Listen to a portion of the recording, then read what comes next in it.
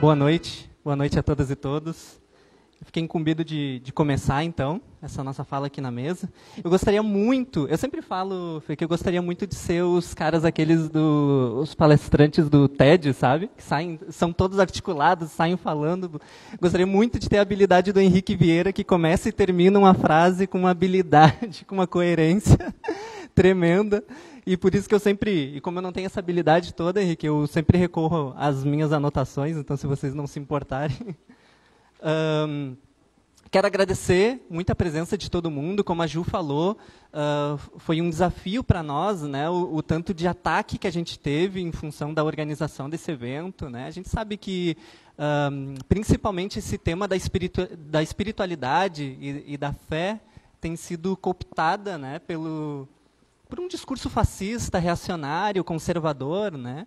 Então, qualquer proposta de contraponto que se levanta e que se apresenta sempre sofre esses ataques, mas a gente provou aqui, né, com esse tanto de gente aqui reunido, que não funcionou, que não deu certo e que juntos nós somos mais fortes. Né?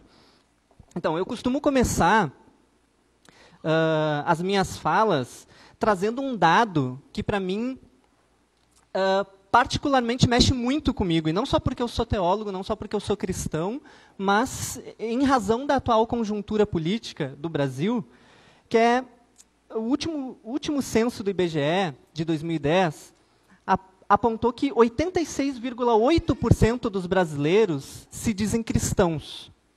É quase 90% da população que se diz cristã. E me parece inacreditável conceber a ideia de que o nosso país tem um número tão elevado de cristãos, é o segundo país mais cristão do mundo, é o país mais católico do mundo, e consegue, ainda assim, coexistir com o racismo, com a xenofobia, com a má distribuição de renda, com a discriminação motivada por questões de gênero e de orientação sexual. É inaceitável que, diante de um país com profundas desigualdades sociais, a maior preocupação da igreja, no âmbito público, seja a abstinência sexual de adolescentes e ideias nazifascistas como censurar livros do Rubem Alves e Machado de Assis. Não existe preocupação alguma com o trabalho análogo à escravidão infantil, a exploração humana, a destruição da Amazônia, o desprezo à criação divina, à floresta, é um desprezo ao próprio Criador. Sobre todas essas coisas, a igreja se coloca num angustiante silêncio, isso quando não se posiciona escandalosamente ao lado dessas barbáries. Foi por isso que em 2018, durante as eleições, que foi talvez o momento mais acentuado, né, desse discurso cristofascista, e foi quando o ar dos templos ficou irrespirável. Eu não sei quantos aqui abandonaram as suas igrejas nesse período, mas eu acredito que muita gente, a gente pelo menos recebeu muita gente que abandonou suas comunidades de fé. Né, o ar do templo ficou de fato irrespirável. Né, e foi nesse momento então que surgiu o movimento do Cristãos contra o Fascismo. Começou conosco aqui em Porto Alegre, mas rapidamente outros cristãos em outras cidades, de outros estados, se identificaram com esse movimento e começaram a se organizar. Começa conosco aqui em Porto Alegre, na nossa igreja, e eu vou acabar citando ela aqui porque as nossas histórias se confundem, né, nesse movimento. Começa com a nossa igreja, que é o Coletivo Abrigo, que há 5 anos atrás surgiu com a proposta de ser um contraponto ao modelo hegemônico e excludente de comunidade de fé. A nossa igreja é formada por feministas, por anarquistas, socialistas, lésbicas, homens e mulheres trans, cisgêneros, mulheres negras, pais, mães, crianças e adolescentes. Nós não podíamos aceitar continuar financiando servindo como voluntário e fazendo a manutenção de igrejas fascistas ou que se silenciam diante do fascismo.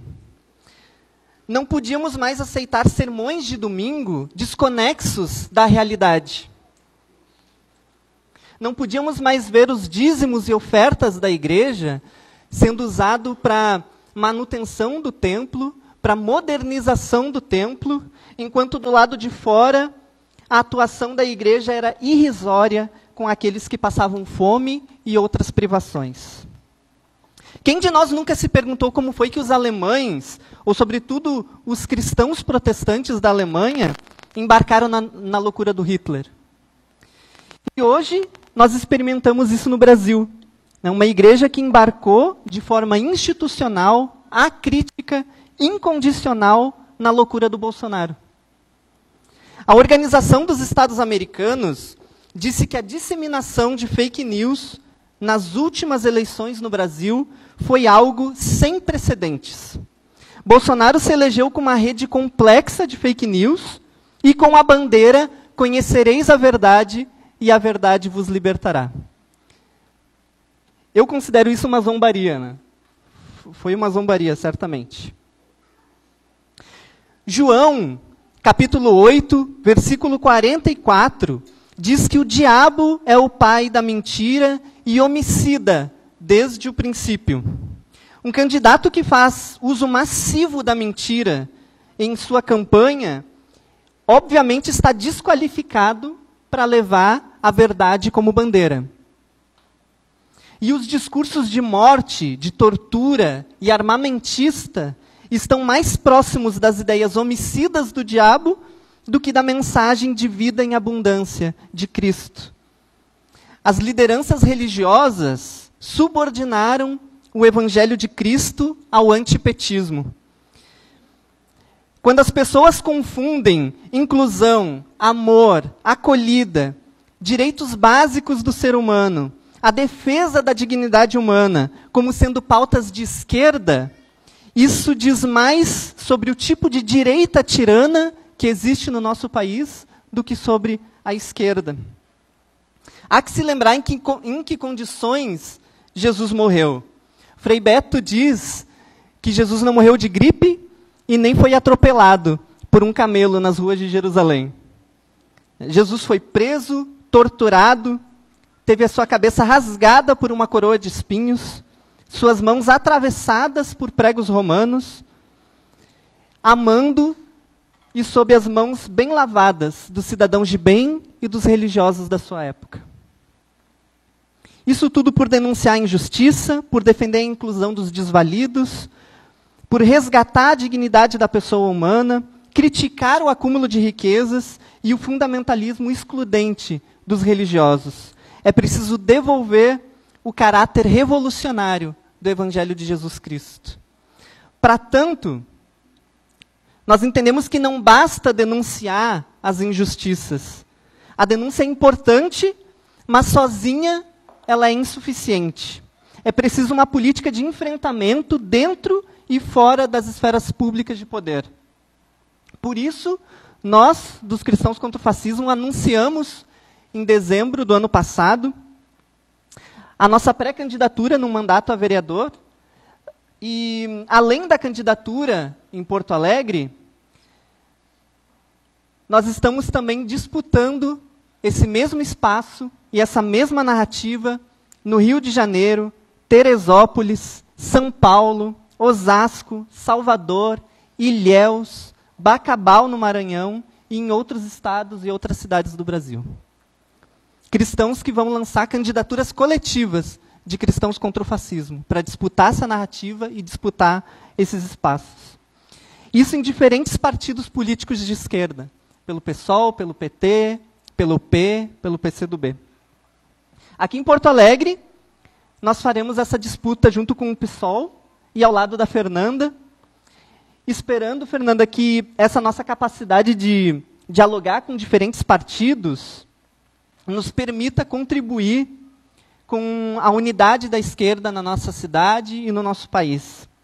Esses dias cada vez mais difíceis exigem de nós uma desmedida intervenção na sociedade e também na política, nos posicionando firmemente ao lado dos desfavorecidos e excluídos, tecendo novas possibilidades, criando novas referências cristãs que assumam o compromisso dos seus batismos, denunciando a injustiça e contrariando o discurso hegemônico e fundamentalista que em nada lembra o Evangelho do nosso Senhor Jesus Cristo.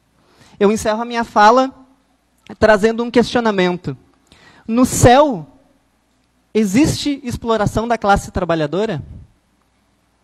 No céu existe discriminação baseada na cor, no gênero ou na orientação sexual?